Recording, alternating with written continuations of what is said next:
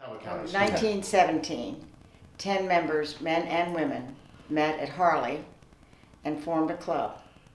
And their objective at the time was to encourage and develop new gardens and restore old gardens to protect Talbot County's landscape and heritage. Women had the time to put into that and to go through the meetings and put into the gardens and like that. And men were, starting working in offices or in a business or something like that. So therefore, it gave the women, wives, something to do and to get together and do it. And most times I've been women in that respect. Yeah, Mrs. Spring was our original president who owned Harley, which is such fun because now one of our members, Sally Ackridge, had us all there to go down her driveway because the passion of Mrs. Spring was daffodils. So our theme sort of recently has been for the centennial celebration was daffodils. So we planted them on the bypass and we sort of followed it up with everyone.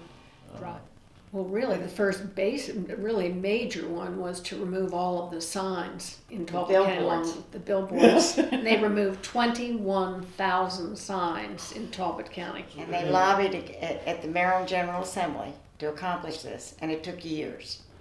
Wow. It was one of their first major projects, and it did take a long time to accomplish it. Excellent. They did the courthouse in 1948. They planted the original boxwood there in 1926. And then it was updated a little bit in 1948. And then in 1987, they redid the entire patio area, put new bricks in. Mm-hmm. And then we have the Five Corners Garden also, which is one that is started, and then the fountain in there that came from the villa. And it was restored and got back in working order. And that's a big project that the Garden Club's been doing for some time. And then the historical garden too, behind the historical building, is one that we've been doing for a long time. Restoring that and keeping it up and making repairs. The railway station garden, that's another one of our gardens that we worked with Historic Easton I saw that. with and developed. And in 2011, I think it is, we dedicated the garden to Polly Shanahan, who I call, she was a member of our club, but I call her Mrs. Historic Easton. She was. And she was. I think camaraderie is one of the biggest things. It's not a cliquey club. There are many people that never see anyone except for the meeting or when we're doing a project. And I feel like the 101 people bring to the table such a diversity of places they've been. Sure. And this support from the town is marvelous.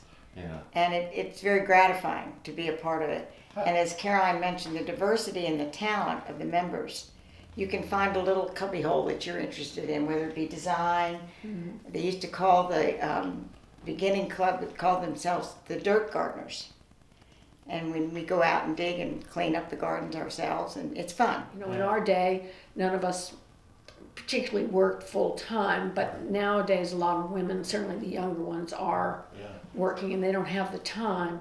But there's passionate people in gardening like there are in any sort of clubs, different varieties. And so I think it'll continue for many, many years. I think